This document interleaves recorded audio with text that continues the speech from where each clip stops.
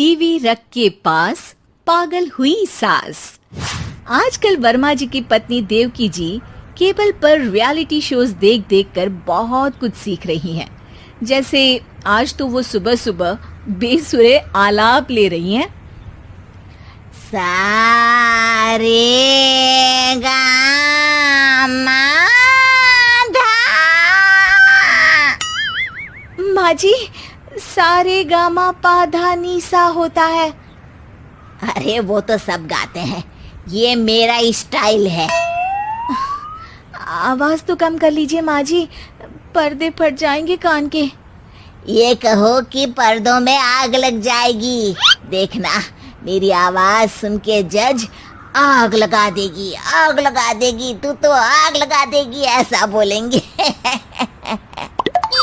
सरिता वहां से परेशान होकर चली जाती है और सास रियाज जारी रखती है।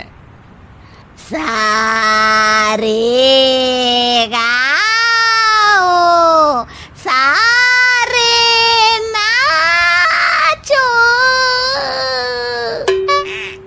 तभी बाबूजी दुकान से लौटते हैं।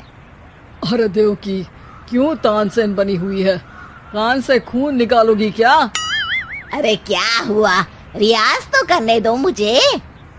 इसको रियाज बोलते हैं? ऐसा लग रहा है जैसे घोड़े हिना रहा है। घोड़े पे बैठ के ही बम्बई जाऊंगी मैं तो, जब जज साहब कहेंगे कि देवकी तुम मुंबई आ रही हो। जज साहब, वो अदालत वाले? अरे नहीं नहीं, बड़े लोग हैं, आप नहीं जानते हैं। ओ मैं तो छोड़ चली अपना ये देश, बम्बई मुझे प्यारा लगे। गाना गाती हुई देवकी चली जाती है और बाबूजी अपनी सरफिरी पत्नी के इस संगीत प्रेम की चर्चा करने बहू के पास चले जाते हैं।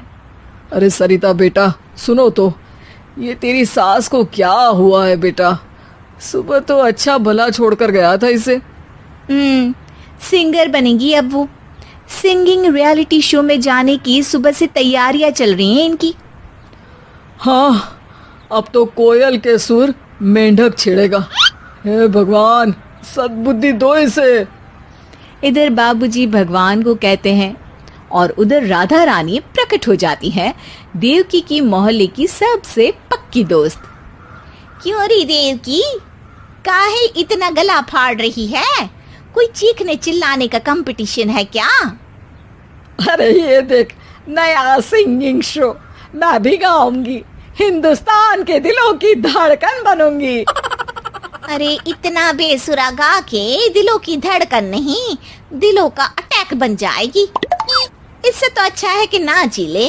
वैसे भी दिन भर मोहल्ले में नाचती तो रहती है तू, कभी इसके घर कभी उसके घर। देवकी को समझ में आ जाता है कि उसका गाना किसी को पसंद नहीं आ रहा। अगले दिन सरिता देखती है कि सास पैरों में घुंघरू बांध के नाच रही है। अरे माँ जी, क्या मंजुलिका बनी हुई है आज आप? अरे नाचने दे बहू, जब तक है जान जाने जहां मैं नाचूंगी। अरे माँ जी, अभी जान निकल जाएगी इतनी जोर से नाचेंगी तो।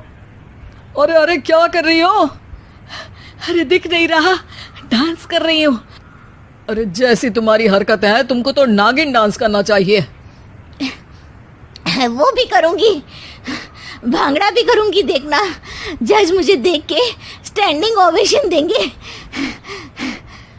हाँ, स्टैंडिंग ओवेशन तो देंगे ही, ताकि खड़े होकर वहां से भाग सके तुम्हारा डांस देखकर। अरे कुछ ढंग की चीज करो, ये रोज क्या नया शुरू कर देती हो? सास को लगता है कि उसका डांस का सीन भी बिगड़ गया। अब वो टीवी देख के कोई और कलाकारी ढूंढने लगती है। तभी उसे टीवी पर खतरों के खतरनाक खिलाड़ी शो दिखता है, जिसमें लोग अलग अलग स्टंट करते हैं। बस देवकी को नया काम मिल जाता है। अगले दिन सुबह देवकी डंबल लेकर कसरत करने लगती है। माँ जी, ये क्या कर रहे हैं आप? अरे खली जैसे बनकर खलबली मचा दूंगी। कल मैंने खतरों के खतरनाक खिलाड़ी देखा, और सोच लिया कि मुझे वही जाना है। हाँ बस। तभी वहाँ बाबूजी भी आ जाते हैं। अरे इतना भारी डंबल, अरे गिर मत जाना कहीं लेकर। अरे चुप करो, तुमसे कुछ नहीं होता इसका मतलब ऐसा नहीं कि मुझसे भी कुछ नहीं होगा। मैं तो खतरों के खतरनाक खिलाड़ी में जाने वाली हूँ। हाँ मैं तो इस शो में तभी गया था जब तुमसे शादी हुई थी। तुमसे शादी करना भी खतरों के खतरनाक खिलाड़ी में जाने से कम थोड़ी ना। अब चुप भी रहिए। अरे बहू, वो भारी वाला डंबल उठा कर ला तो। अरे ना माँ जी, आप संभाल नहीं पाओगी। अरे मैंने टीवी में देखा था, एक आदमी कार उठा लेता है, इतना तो मैं उठा ही सकती हूँ ना। बहू घबराते हुए भारी वाले डंबल माँ के हाथ में दे देती है। जैसे ही माँ दोनों हाथ ऊपर करती है, पूरे शरीर का बैलेंस बिगड़ जाता है और वो पीछे की तरफ गिर जाती है। डंबल जाकर टीवी में लगता है और टीवी फूट जाती है। माँ जी, उठिए माँ जी। बाबूजी बहुत तेज हंसने लगते हैं।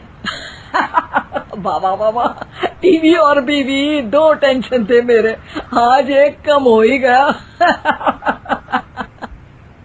बहू भी सास को उठाते उठाते इस बात पर ताली बजाकर हंसने लगती है और देवकी फिर से गिर जाती है। और इस बार देवकी भी अपनी बेवकूफी पे हंसी रोक नहीं पाती।